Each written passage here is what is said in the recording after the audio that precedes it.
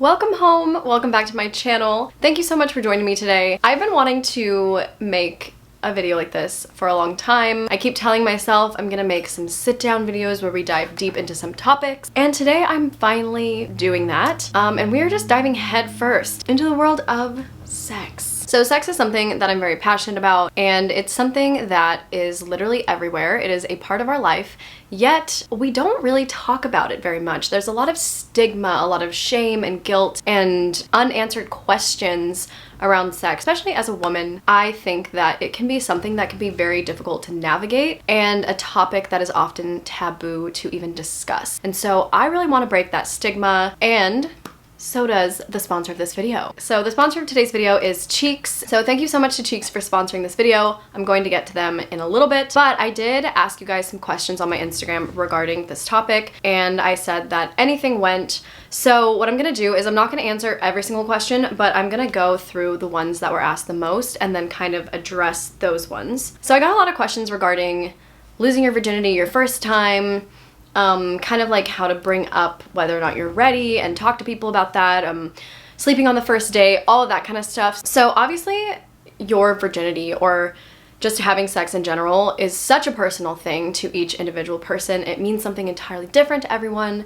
Some people find sex to be something very spiritual, very sacred, that they only want to share with a special person. Some people really enjoy casual sex and don't mind having multiple sexual partners, and all of those things are completely fine. It is literally entirely a personal thing. Okay, so someone asked, was my first time awkward?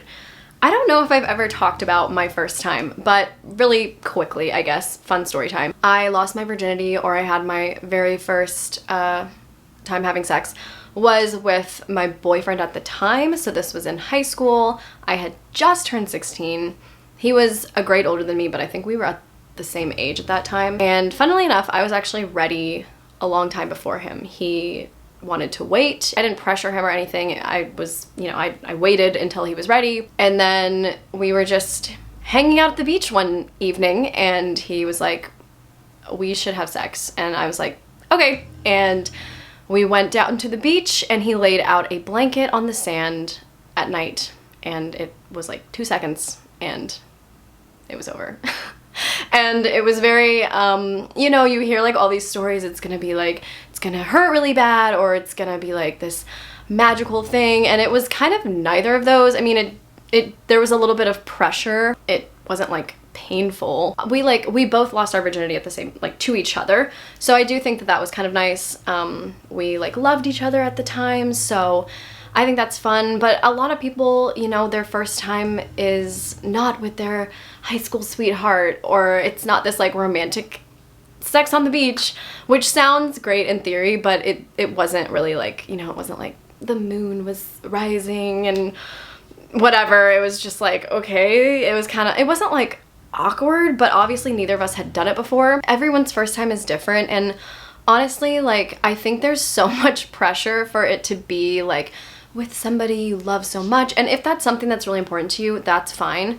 But once you have sex, you kind of realize how it's not actually a big deal. I just feel like before I had sex, I just had so many ideas of what it was gonna be like. I was so curious, and it wasn't disappointing because I really thoroughly enjoy it. I love it, but it was just you just realize it's really not that big of a deal, and there's just so much pressure on it to be this thing, and it just isn't. And everyone's experience is different too, so even me telling you how my first time was, it's gonna be so different for you as well, and no one can fully prepare you for it. But I just want you to know that you shouldn't feel guilty about either wanting to wait, or if you are ready now, it's totally up to you, and it shouldn't be this huge thing with all of this craziness around it. I got a lot of questions about orgasms in general, and I really want to address this, but I feel like this is a great time to talk about today's sponsor, which is Cheeks. So Cheeks is a new sexual wellness platform for aesthetic erotic movies,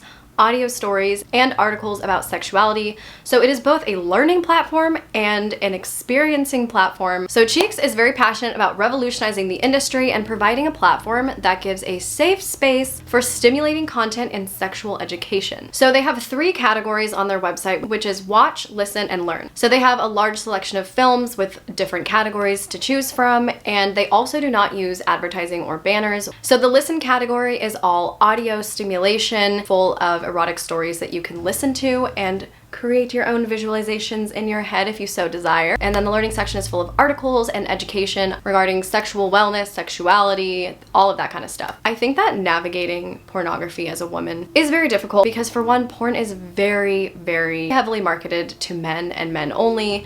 It is catered to men. A lot of the time porn can seem and feel very degrading to women. Porn and masturbating is something that is just a given that guys do. Like, it's just like, it's openly talked about. It's not taboo for guys to, you know, talk about that amongst their friends. But then when it comes to women, I just feel like it's basically brushed under the rug. Even though masturbation and like wanting to be turned on is such a normal human behavior, there's just so much like shame and guilt around it for women. And I'm so glad that Cheeks is a company that is really trying to change that and is providing a platform for people so that they can better understand sex in general and providing different ways to like stimulate yourself. So I actually have a code that you can use to get 14 days free on Cheeks, and you can try out the platform for yourself. You can listen, you can learn, you can watch. The code is Angelina, and I will also link that down below so you can go check it out. I'm really excited to be working with Cheeks in this video, and I really hope that you guys enjoy it as much as I have. Okay, so orgasming. Growing up, I knew that guys ejaculated. Like, we learned that somewhere in school at some point. Not surprising at all.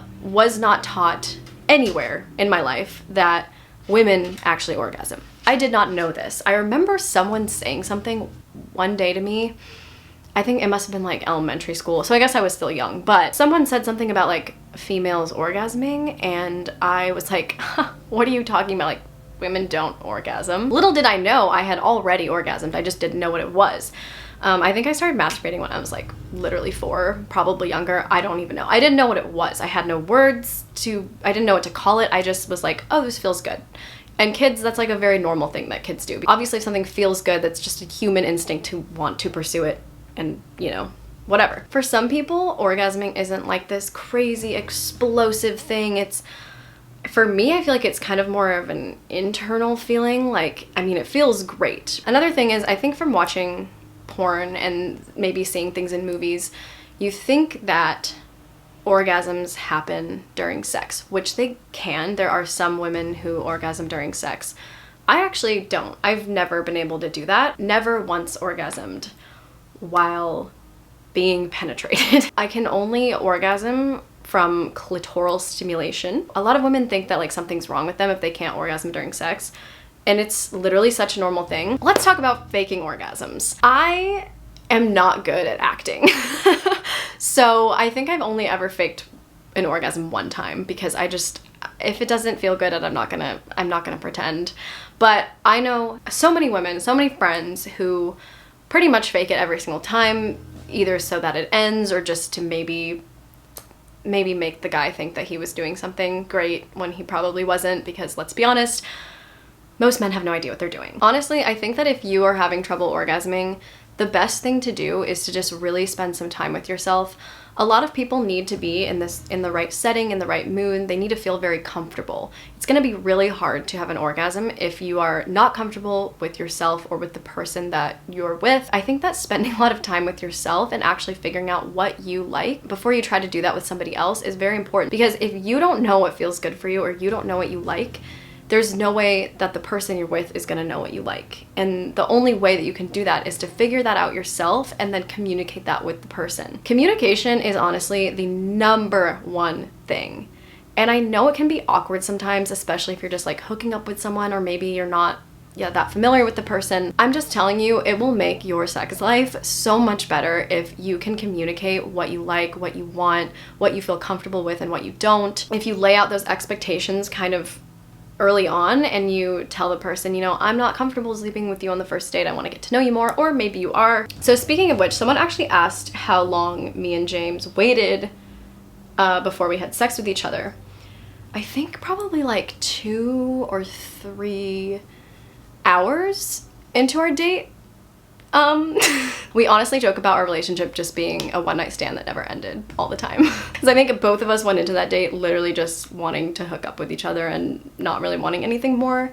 And it just kind of happened, became a relationship. Also, I feel like that does destigmatize the thing that we're told as women, that if you sleep with the guy on the first date, he's not gonna wanna date you. Because 2 of my relationships have started with sleeping together on the first date, and they became relationships. So now that we are on the topic of relationships, I got so many questions about how to kind of keep things spicy in a relationship, like in a long-term relationship. I think it's a well-known fact that when you first start out in a relationship, everything's obviously fresh and new and exciting, and you're probably like having sex a lot with this person because, you know, you've just met them. I don't know, there's just like this very like heightened emotions and excitement and stuff all around it. And obviously as you get really comfortable with each other, get to know each other, it does simmer down a little bit. I think that is a very normal thing. But of course, like when you're in a long-term relationship, sometimes things can become quite repetitive and you get very comfortable with certain things.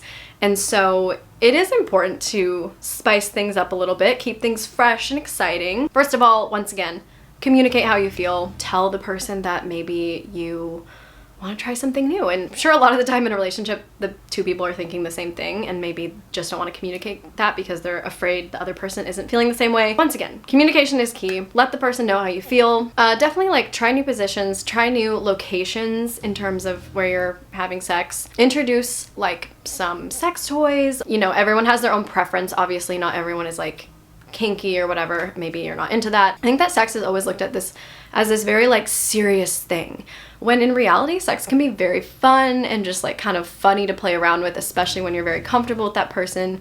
You can kind of just like goof around and like try different things, and if it doesn't work out or it's like kind of awkward, then honestly you can just look back and laugh at it. It's not a big deal. It's like a fun thing to explore and learn about and like play around with, honestly. I think another thing is also to just spend some quality time with that person. Like maybe every month or so plan like a nice little romantic date, maybe like a nice little getaway somewhere or something like that, just to keep things fun in the relationship in general. And usually that can kind of like, you know, rekindle the sparks a little bit. I also got questions regarding having a low sex drive, or if the 2 people in a relationship, maybe like one person has a higher sex drive than the other. Literally in every relationship that I've been in, I have always been the one with the higher sex drive. I'm like, let's do it all the time. And the other person's like, I'm tired, I just ate a whole pizza, like please don't touch me. I know I keep bringing up hetero examples, but like this goes for all types of relationships, all different people. It's very important for the person with the high sex drive to, first of all, not pressure or guilt the other person into having sex with them. Number 1, that's very important. And if you maybe have a lower sex drive at the time, or maybe like usually, you definitely should communicate that to that person, that you don't feel comfortable feeling like pressured or guilty or guilted into having sex, because that just puts such a damper on sex as a whole. You never want to have sex because you feel like you have to. And the person with the lower sex drive, that can definitely be difficult. Of course, like I go through phases, you know, there's obviously some days where I'm like way more horny than other days, and that's completely normal. You're never gonna have like the exact same sex drive every single day. And of course, not everyone's always gonna be the same level of horniness, essentially. So once again, I know I've said this like 100 times throughout the video, but communication is key.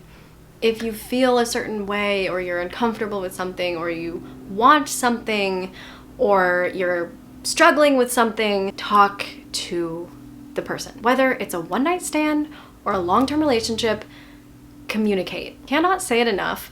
And it can be difficult. Sometimes I even struggle with talking about how I feel, or I don't want to be like vulnerable with my emotions, or and sometimes it can be awkward or uncomfortable, but I'm telling you, it is such a game changer when you can express what you want and how you feel. So important. Okay, so I'm gonna end the video here. I did get a ton more questions, and I am planning on making a lot more videos talking about this kind of thing and diving into specific topics. So let me know what topics you want me to talk about. It doesn't just have to be sex related, like I said. I want to make videos talking about all kinds of things, and I would love it if you guys would let me know what kinds of things you want me to make videos about. And again, thank you so much to Cheeks for sponsoring today's video. If you want to check out Cheeks and get a 14-day free trial, you can use the code Angelina, and I will link that down below as well. Thank you so much for watching. I really hope that you guys enjoyed this video, and I will see you all in the next one. Bye!